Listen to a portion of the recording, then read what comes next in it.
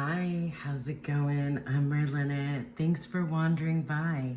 Welcome back to Decan Walk 2023.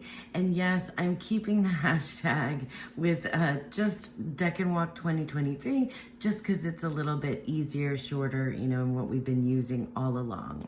So welcome back. Decan Walk 2023 is a practice that I started in March of 2023 where we have been following the decans along the zodiacal wheel of the year and deep diving, investigating into the correspondences between tarot and astrology. So for those of you that don't know what a decan is, just real briefly, each of the 12 zodiac signs are broken down into 3 pieces called decans, and each one is associated with a minor card from the tarot and also has 2 major cards from the tarot associated with it based on its sign correspondence and planet correspondence. For those of you that have just started a decan walk, that's amazing. For those of you that have been with me all along the way, and for those of you that might have just happened upon this video, hi.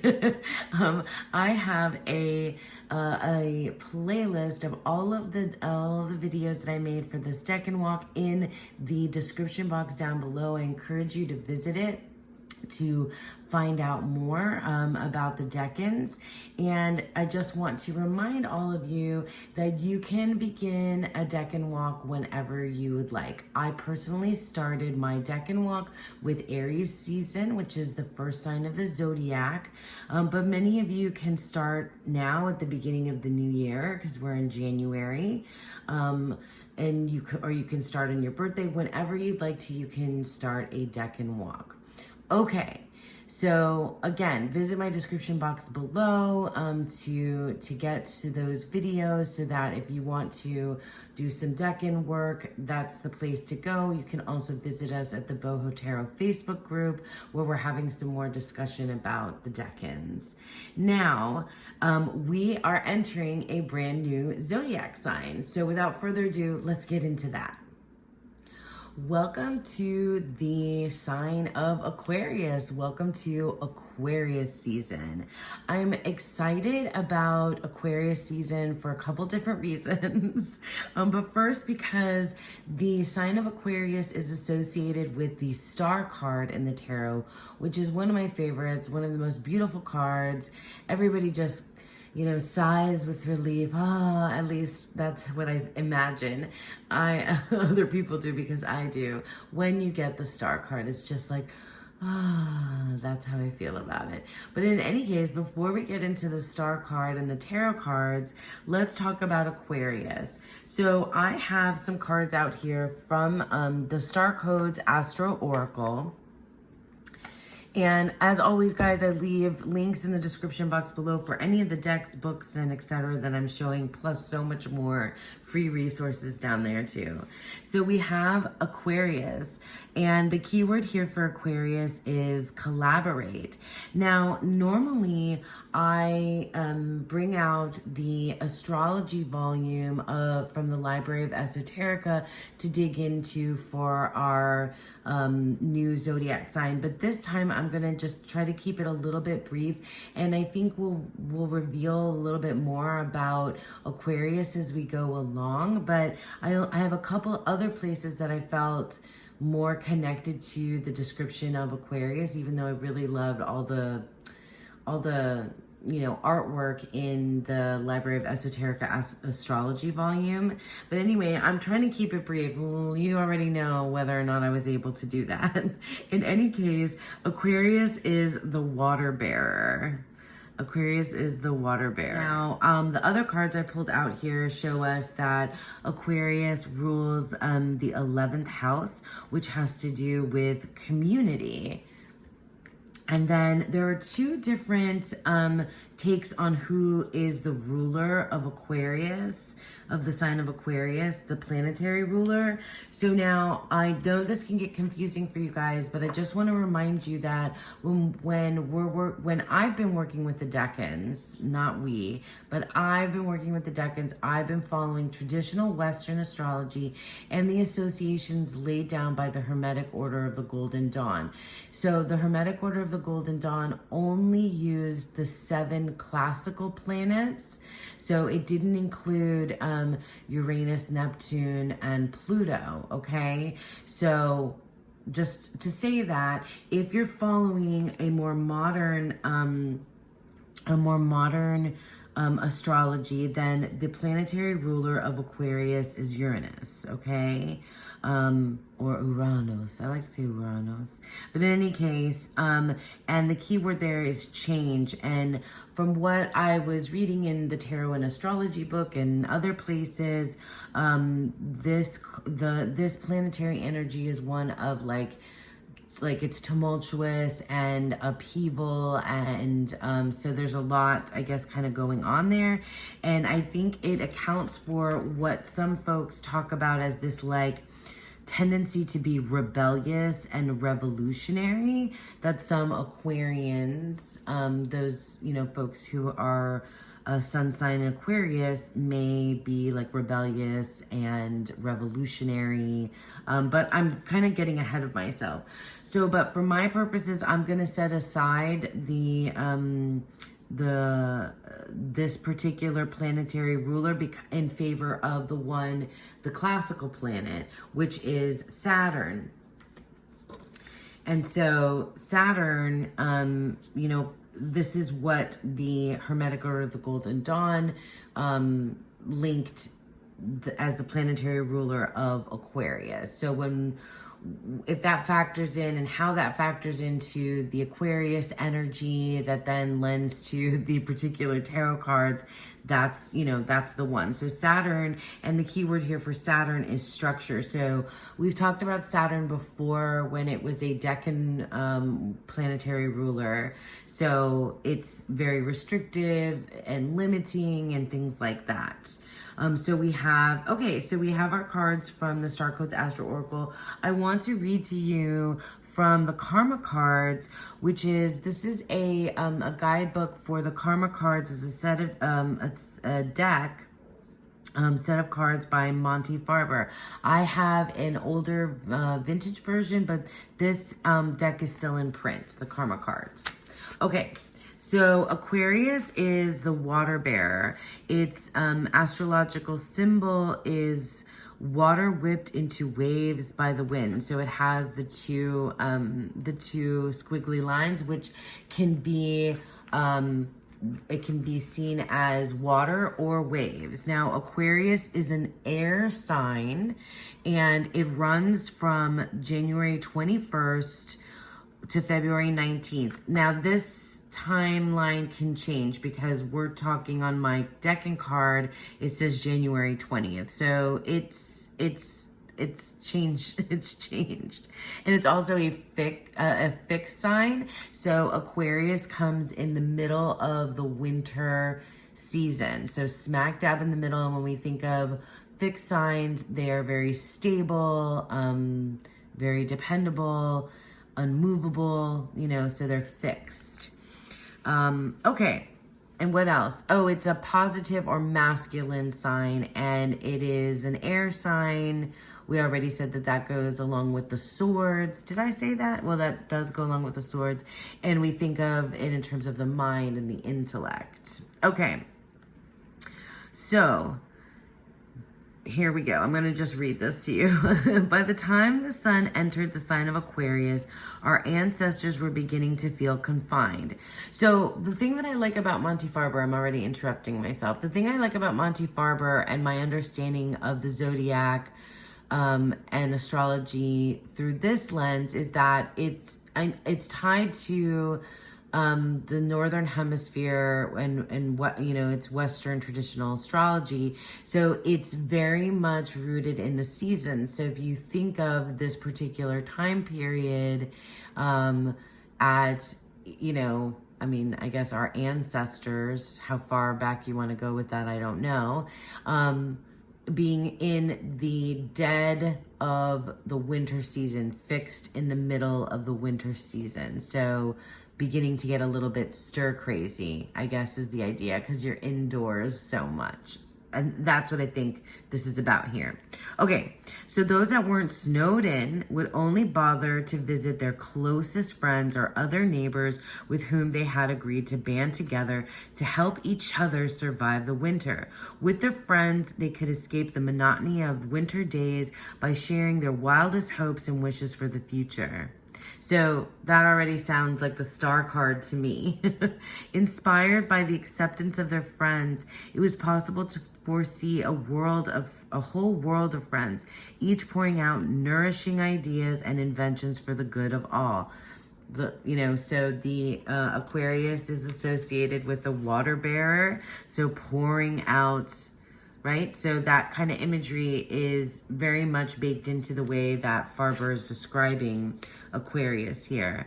And the water is symbolic of these nourishing inventions and good for all. So Aquarius is tied to being inventive. It's using that intellect. There's also that relationship, that like communication and sort of way of being with other people. Interaction with other people is, something that air signs are known for as well.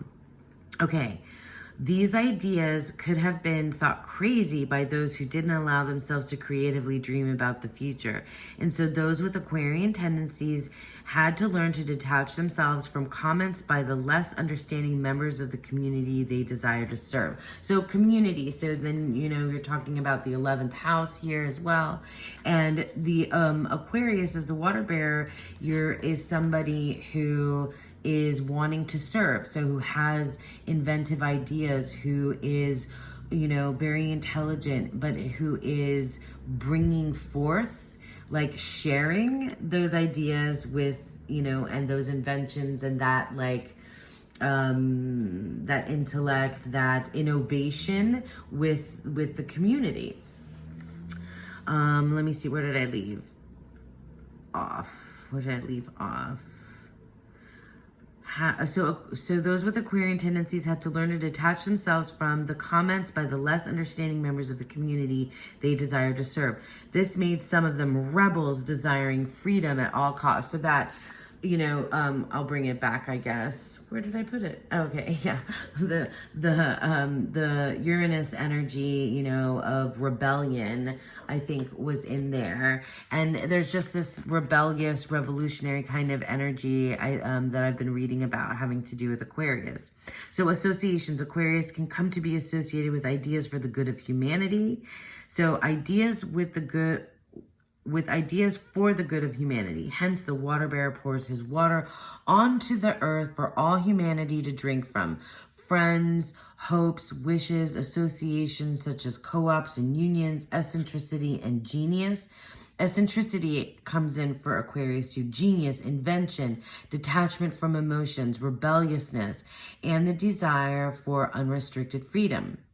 The parts of the body ruled by Aquarius are the ankles and wrists, the most unrestricted joints of the body. People born during the sign of Aquarius function best when they have an outlet for their desire to change the world and make it better for the sake of humanity. So I had mentioned but didn't finish saying that one of the reasons that I was excited about Aquarius season is because of the star card, but another is because my brother is an Aquarius. And I see a lot of these aspects, not all of them that I just read, in my brother. So I thought that was really cool. And yeah, so let me get into one more book to talk a little bit more about Aquarius, and then we'll jump into the decan. Okay, so here's Aquarius with the star card. And this is from the Thoth Tarot. I have trimmed my version. This card is, just one of the most stunningly beautiful cards I have ever seen in all of the tarot. in all of the tarot decks that I've seen. It takes my breath away literally every time. This color combination, just like everything about this, this depiction, this artwork by Lady Frida Harris is just, it's moving and I love it a lot. And then we have our Aquarius, fixed air, 11th house you see on here, the star.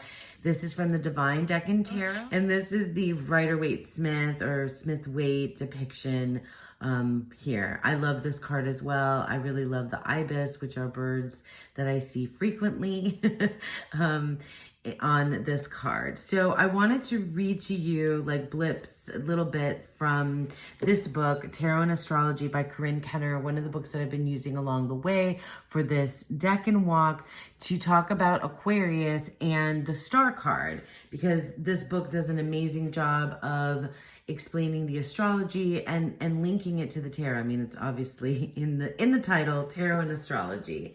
But I particularly like this because it linked the Aquarius sign with the star card, so it made sense to me. Like I'm learning about these zodiac signs and you're learning about them with me, but I already have my foundation in tarot, so it's an easy way for me to understand the sign if I put it with the card that it's associated with.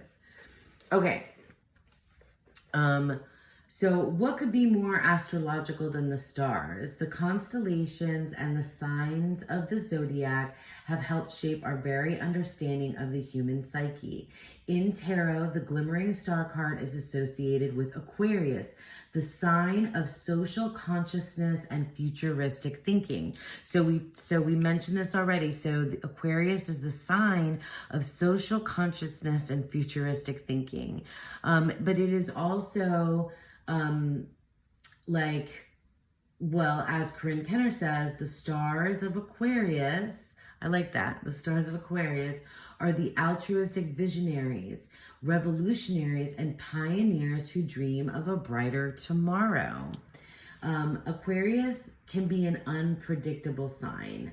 Aquarians are usually unconventional free thinkers, and they can sometimes be eccentric.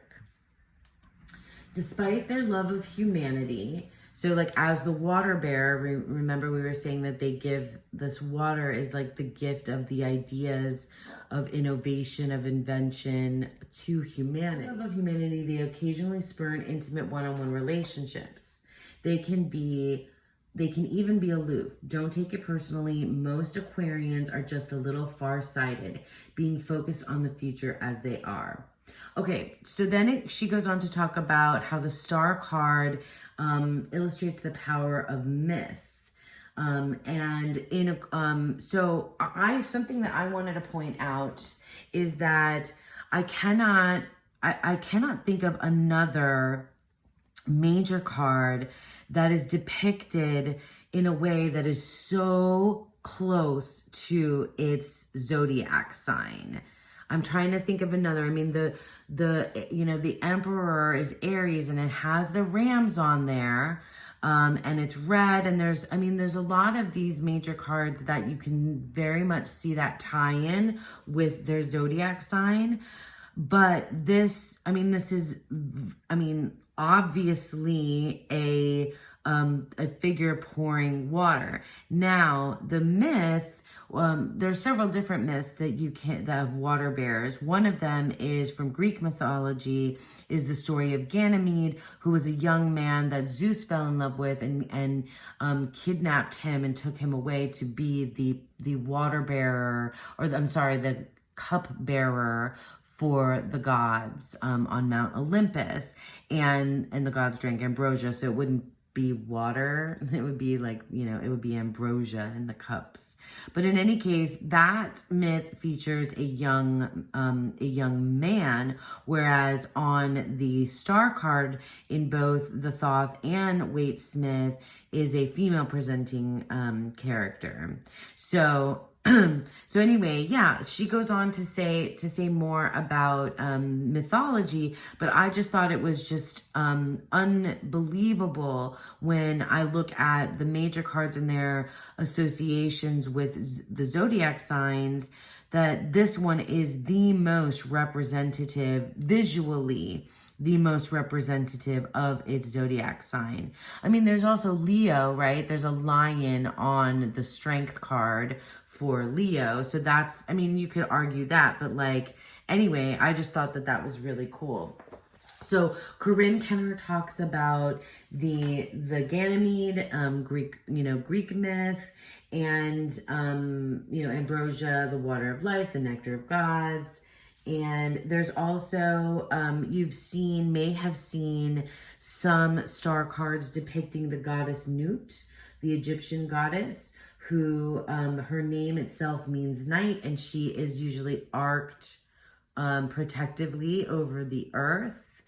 So she is in the Thoth deck, but not, there's a depiction of Nut in the Thoth deck, but not in the star card, rather in the Eon card. I had to grab it to show you, but this figure in the Eon card of the Thoth Tarot, and often Nut is depicted, dark colors, blue, black, but with stars inside her body, but arched over like this. And so much for me, so much for me keeping this section of the video like not too lengthy. But in any case, and sorry for all the truck noises you're hearing outside. Let me get back to Corinne Kenner, right? So Nut, the Egyptian goddess we talked about, her name itself means night. Each night she would swallow the sun so that she could give birth to the morning. The star, so she goes on with more myths. Star associated with Bosporus and Hesperos. The star might also be Sirius, the dog star, the star of Bethlehem, the star of the Magi, the North Star. For thousands of years, folks have been looking to the stars literally for direction. And then that metaphorically, can be tied to like a different kind of guidance and direction. Children make wishes on stars, and couples watch for shooting stars to make wishes. Astrologers chart the courses for their clients by the stars, right? So the star, the Aquarius, being linked to the star is just, it's just, you see all of that symbolism, mythology, and everything tied in, and I just kind of love that. And then it talks about Aquarius, the 11th house of the zodiac, and I mentioned this already. The 11th house is where astrologers look for information about social groups, social causes, utopian visions, and technologies. So then she also goes in to talk about the ruler. So in this book, she is the planetary ruler, she's saying is Uranus. So she goes into that in the book as well. And then we talked about how Aquarius is from January 20th to February 20th, or January 21st. February. Dates are always going to vary by 1 or 2 days depending on where you look. Aquarius is an air sign, and we talked about that already too. All right, so I think we have kind of done it. We've talked about Aquarius in detail and the star card, and I'm excited to spend these next 3 decans with the star card. So let's go ahead and get into this new decan, the first decan of Aquarius, Venus in Aquarius. Okay, here we are in Venus in Aquarius.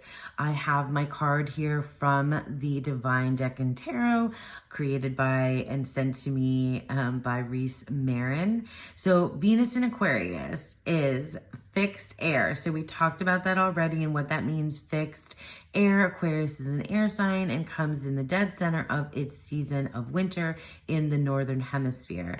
It has the dates on it, which I've already talked about. Well, I was talking about the dates for all of Aquarius, which is the 3 decans, but this is one decan that spans 10 days or 10 degrees. So this one says January 20th through January 29th. And our card for the first decan of Aquarius is the 5 of Swords, or the Lord of Defeat. Now, we already discussed that Aquarius is associated with the Star card, and we have our Waite Smith depiction here. But we haven't discussed the planetary ruler of this particular decan, which is Venus. And Venus is associated with the Empress. So now we have to put this puzzle pieces together. And I gotta tell you guys, I struggled with this one, and I read from my various different sources. And honestly, this time I really aligned more with T. Susan Chang in 36 Secrets. So I haven't busted out or put this on screen in a little while, because I've been kind of going off book, or I've been really kind of leaning into Angelus Arian, who is the author of the Tarot Handbook. This time, Angelus Arian didn't connect with me. This time, what connected with me was something that Susan Chang said in this book. But before I get to that, I just want to, talk a little bit about the 5 of Swords itself and the particular depiction that is the Waite Smith one, where we have a scene of what looks to be like the aftermath of a battle, where there is a figure in the forefront who is holding 3 swords, well, 2 carrying, 1 kind of pitched into the ground, and 2 other figures that are walking off into the distance. And, the Lord of Defeat, or the title Defeat, is in the Thoth card as well. And often this card is read as like somebody, it's about, and Susan Chang says this too, it's about winners and losers, right? And this kind of figure in the foreground is somebody who is seen as like kind of gloating. I mean, this is a very complex kind of scene to dive into and to analyze. And I think the 5 of Swords is one of the cards that has one of the most, it's open for so much different interpretation. And I've read and seen and heard so many different folks like struggle with the meaning of this card, and also have various different ways to interpret it. It also kind of gets confused with the 7 of Swords as well. So it's such a fascinating card to get into. And then with adding, for me, this layer of astrology of Venus in Aquarius on top of it, it threw me for even more of a loop because I never felt completely settled in my understanding of the 5 of Swords either.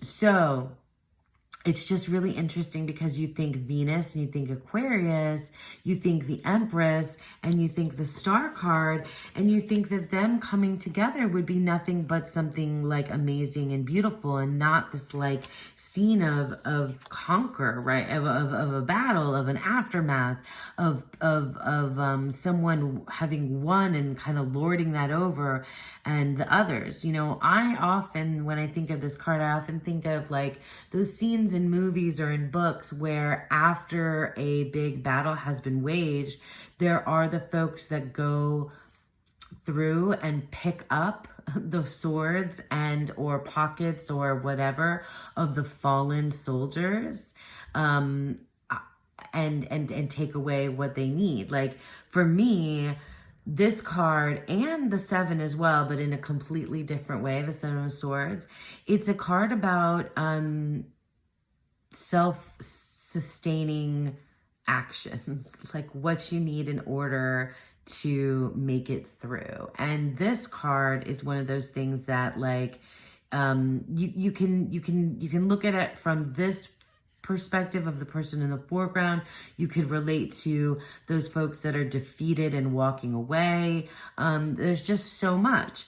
But now when we think about this in terms of Venus and Aquarius, what Susan Chang first talked about in her chapter was how this was puzzling, and how the creators or the Golden Dawn, right?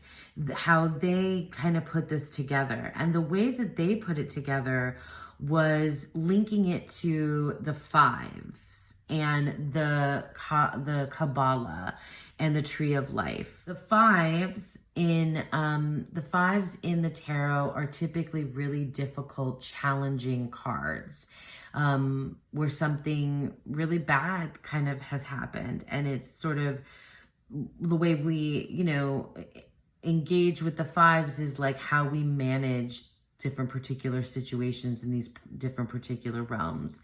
But the way that Susan Chang talks about it is to remind us that the fives are ruled by the planet Mars, okay? And so she says that like putting, how did she describe it? Let me find it so I can share that with you guys. So the way that she says the Golden Dawn grappled with this question too about the cards to this decan. Their answer was this: it all comes down to being a five. Fives, as we know, are notoriously difficult in the tarot. In esoteric tarot, this has to do with the fifth sephira, so on the Tree of Life. Gabora, on the Tree of Life, Gabora severity is the sphere of Mars. So if you go by the Golden Dawn's Liber, their book, their interpretation, their meaning, the Five of Swords is the sum of Mars plus Venus, and that equals conflict in relationships. Crowley put it another way. Gabora, as always, produces disruption, but as Venus rules here in Aquarius, weakness rather than excess of strength seems the cause of disaster. The intellect has been enfeebled by sentiment. The defeat is due to pacifism. So, she goes on to talk about how, Venus and Aquarius are too weak against Mars. And anyway, all that to say that Susan Chang thinks that that's not enough to describe what's going on here in the Five of Swords. That Mars and Venus, that description is not enough to explain, because this is a very complex, nuanced, and involved kind of scene.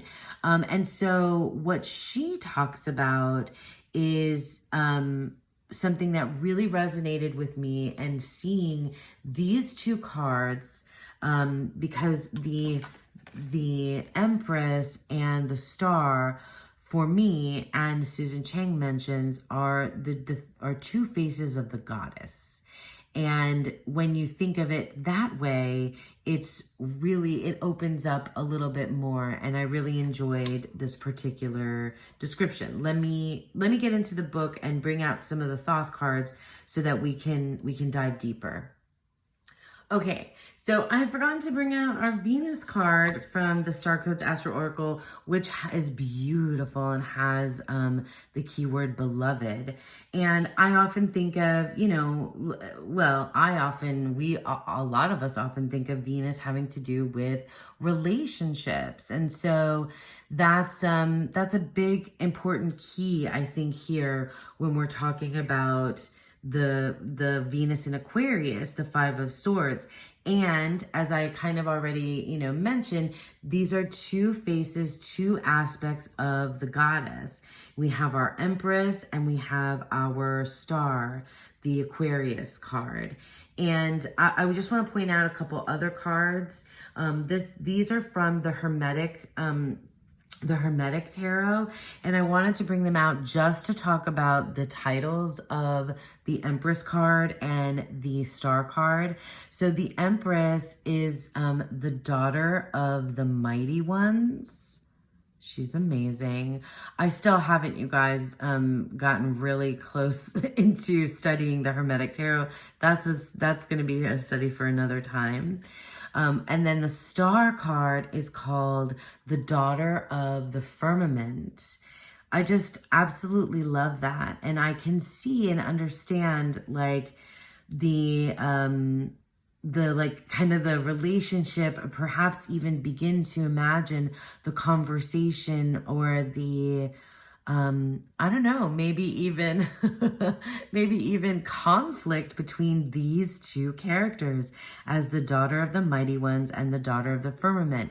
And that's actually the train of thought that Susan Chang led me down in thinking about these two cards and coming together with this, like, you know, space of winners and losers and battle and gloating over the other and self-sustainment.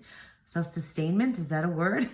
Self-sustaining things, and so on. And so what she said, she started talking about the myth of the Sumerian goddess myth of Inanna.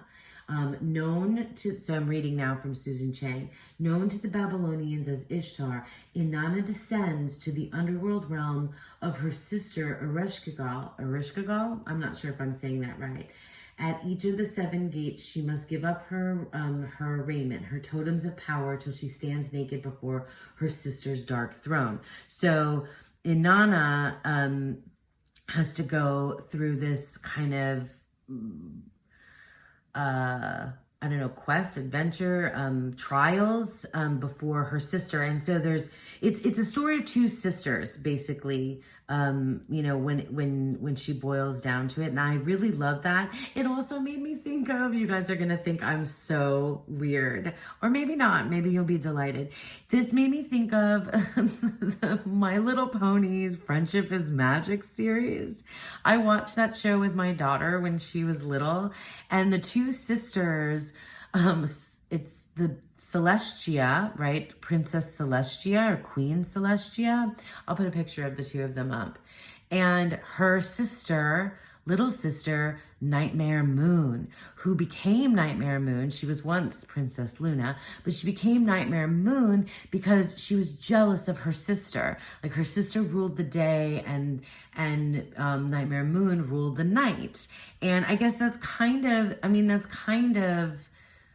I think, coming from this, you know, from this ancient, you know, Sumerian myth with Inanna, right? And there's lots of myths, you know, that have this kind of sun versus moon, day versus night, you know, these 2 qualities. And the bottom line of this is that there's only one that can rule, right? One that can rule. There can only be one winner. And I just thought that was really, really interesting, these, you know, this particular myth. And she says, if you look at the Empress and the Star, you catch a glimpse of the mythos in action. The Empress is the goddess clothed, adorned, empowered. She wears the very stars as her crown. Here's our Empress. And as the Star, she is naked. It is night, and she is dwarfed by the stars that once crowned her. I just, like, I'm loving this so much. So it's suggested that Inanna tried to usurp her sister's throne. So that would be Nightmare Moon usurping Princess Celestia's throne in this particular, in that particular idea of it, right? And then the furious Ereshkigal had her killed and her corpse hung on a meat hook. Ugh, that took a not a very friendly My Little Pony turn. In the My Little Pony story, Friendship is Magic, Nightmare Moon is changed back to the My Little Ponies. You know, they are able, with their friendship magic, are able to bring Princess Luna back. And take away her, you know, villain status of Nightmare Moon. And she then works in together with her sister. So that's how that one ends. but this is more telling for, right, the Five of Swords energy, right? So talking about winners and losers, only one can prevail at a time in one kingdom. Something else she said is, she goes on to say that the story is no tragedy. God sent servitors, 10 Inanna, with the water and food of life. So Inanna, and she rises up renewed. So Inanna, after she was killed, is is resurrected in some way. I really don't know enough about Inanna. I know that there's a connection between Inanna and Mary Magdalene, and but that's a whole other rabbit hole to go down. We won't go down. But in any case, so like this too is part of the star archetype. So the idea that she is being tended to with the water and food of life, the purifying renewal of land and stream, the rebirth of hope. That's what we see here on this end. Since Aquarius depicts the water bearer, we can also consider the myth of Ganymede. Okay, I've talked about Ganymede. And something else that you can see here too with this, if you think of this as sisters, right? Sibling rivalry is something you can see inside this Five of Swords, this Lord of Defeat. That's our Thoth depiction here. And I just thought that that was a really fascinating take on Venus and Aquarius and the Five of Swords. And I never would have ever come up with that for the Five of Swords had I not known this particular astrology. All right, let's look at one more deck and then we'll wrap this up into a neat bow as best as I possibly can. Okay, and here we have some cards from the 8th House Tarot. And, well, let's talk about Venus first, because Venus is a card that we've seen before. And I've definitely shown this one before because I really like the Venus. I really like the Venus decans. I think I've tended to really enjoy them a lot. Well, in fact, let me bring those out real quick before I even get even further into this particular deck. Because we visited Venus before in other decans. So in our very first zodiac sign, Venus in Aries is the Four of Wands. And I think it's just really cool when you think about Venus and her, you know, her interaction, like her as interaction with the energy of relationships and love. And when I saw this one, I knew that Venus in Aries, so the Empress and the Emperor, it's their marriage card. So that one was like so apparent.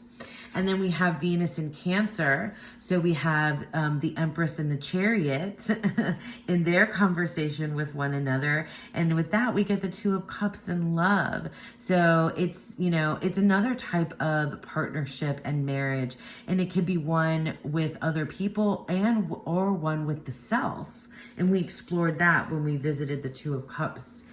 Venus in Virgo. And here is where we saw the Empress and the Hermit come together for this idea of relationship with self and independence. And then we saw Venus visit Scorpio, so the Empress and the Death card kind of tangoing together with this idea of like illusions and mystery. And we visited that in the Seven of Cups. Like Venus is a really cool energy to see across these different cards.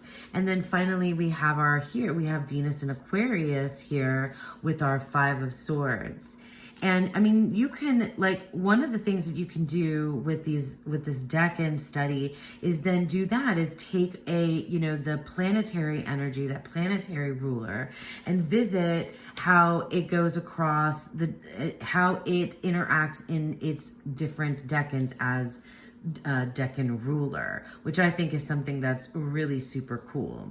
So yeah, so let me go back to now talking about the 8th house here. All right, so Venus here we have our pomegranate and we have our gift, and you know, here the Empress for me is that gift of life and creation. And then in the 8th house tarot, the Aquarius, the star card, here is like a portal, a doorway, a walkway, which I find really interesting. Where was I reading? In one of these books, there was definitely mention, maybe it was Susan Chang too, talking about the star as a portal. Oh no, I think actually it was in the astrology volume of the Library of Esoterica, talking about Aquarius as being like having portal energy, and because the water bearer is pouring, you know, is bringing life and pouring between these two different realms. It's the Aquarius themselves is the portal, which that's really fascinating. I'm gonna have to go back and read that, but I think that's really cool to think of yourself as the star, yourself as the water bearer, the cup bearer. That takes on like a whole different way to interpret that hope, that rebirth, well, birth and rebirth as another way that we can look at these two faces of the goddess, the birth and rebirth. Here in the decan card itself, the Venus in Aquarius, the 5 of air, the 5 of swords, we have a chessboard. So we have our winner that's standing and the other chess pieces have fallen. And I think that's a really great way to depict the 5 of swords. And it feels way more mental here rather than physical battle, you know, like this is with people on a battlefield, and this is in a game that is, you know, strategy. And that seems really, that seems really fitting. I've seen chess boards and chess pieces used in various different ways across the tarot, and this is one of the ones that I kind of dig, that I definitely kind of dig. Okay, so that's it. I hope that made sense to you guys. I have so many cards out here. It's just like crazy town. I'm sussing out this sort of idea myself here. I'm trying to kind of understand how when you bring the Empress and the star, when you bring Venus and Aquarius together, these two life-giving, life-affirming, giant kind of goddess energy, how that, you know, how that brings about this, like, this aftermath, this sense of defeat, this sense of winners and losers. But, you know, I really love these two aspects coming together, the daughter of the mighty ones and the daughter of the firmament. I don't know, it feels like humanity and the divine. It definitely feels that like a push and pull between, you know, humanity and the divine. Maybe that's where I've landed with it, in that kind of grander sense. But even in a more like, you know, mundane and everyday sense, like thinking about these relationships and, you know, who's winning, who's losing, who's on top, who's on the bottom, who, you know, what are the motivations for things that people do, what, you know, what brings us to this particular place. And that sibling rivalry, that sister energy in there too, I kind of really like that.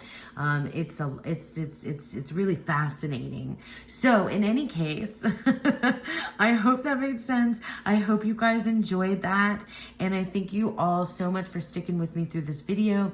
And for those of you that have been with me through the entire decan walk all along, a huge thank you. You have no idea how much it means to me to hear from you in every single video, the comments that you leave, just, you know, amazing. Thank you so much. I can't tell you enough.